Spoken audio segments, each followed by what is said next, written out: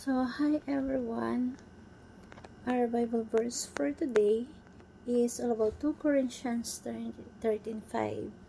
Examine yourselves to see whether you are in the faith. Test yourselves. Do you not realize that Jesus Christ is in you, unless indeed you fail to meet the test? So, sa buhay natin, merong test. Dito, makikita kung totoong believers ba tayo. At ito yung batayan ng totoong faith. May mga ebidensya ng tunay na pananampalataya. So, examine yourself to see you are in true faith. Unawain mo, siyasatin mo ang iyong sarili. Test yourself. Examine yourself. Siguraduhin mo na nauunawaan mo kung ikaw ay talagang nasa tamang pananampalataya. So, may 3 tests ng pananampalataya na totoo.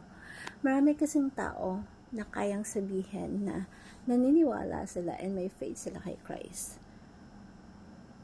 Kahit sino pa yan, kahit masamang tao pa yan, kahit barumbado pa yan, kahit manginginom pa yan, kaya niyang sabihin na meron siyang faith kay Christ.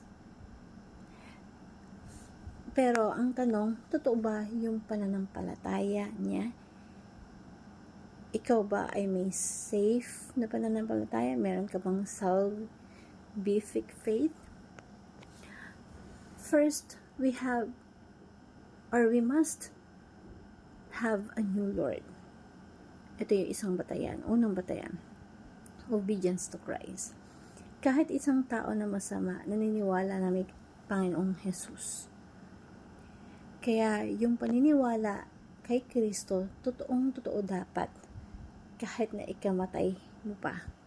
Ito kasi yung verse na to, yung paniniwala talaga nila kay Kristo, is talagang kahit ikamatay nila. Because that time, merong ibang Lord. Pero when you say that Jesus Christ is your Lord, talagang ikakamatay mo yun. Ganun kahigpit. Kaya talagang masasabi mo na totoo yung pananampalataya nila. At isang test na meron kang Panginoon sa buhay mo, ay yung kayang ibigay yung buhay mo sa Kanya at willing kang magpabago. Ang totoong pananampalataya sa Panginoon, nagbabago yung buhay natin. Meron talaga tayong katiyakan na ikaw ay anak ng Diyos kasi nakikita na nagbabago yung buhay mo.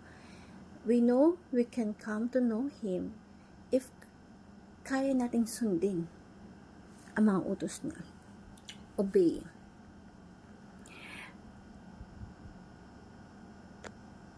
Kahit sino kasi kaya mong sabihin na you have faith, pero hindi kaya ipamuhay. Dapat meron tayong new desire. Ang nais talaga ng puso natin sa totoo ay makasalanan. But when you are with God, you have new heart.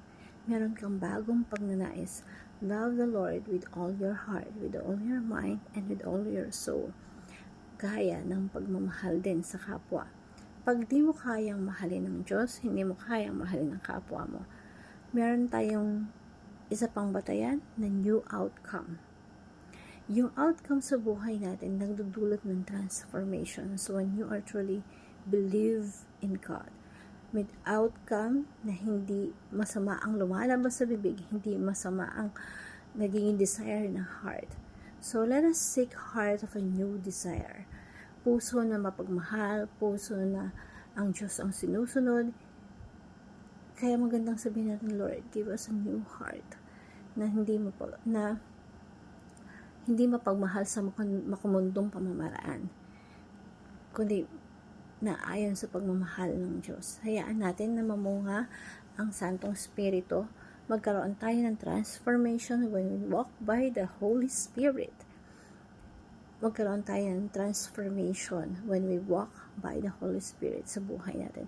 Sumabay tayo sa galaw ng Santong Spirito. Sabi nga sa James 1:22, doers of the work or the word and not deceiving only deceives yourself. So, dapat kaya nating tuparin ang salita ng Diyos. Be doers of the word, not hearers only. So, examine yourself, test yourself kung tunay kang Christians. And I want to share a simple prayer. Heavenly Father, I acknowledge Jesus as my Lord of my life. Please give me a new heart of desires to love you and to love people around me. Make me a person of love. Acknowledge that true faith shows in a change of my heart and life. Help me to live in obedience to Christ, my Lord and Savior. Enable me to love you with all my heart, with all my soul, and with all my mind.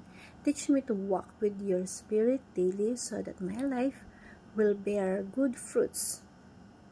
Love, joy, peace, and all that reflects you. Search my heart and reveal it. I am truly in a faith.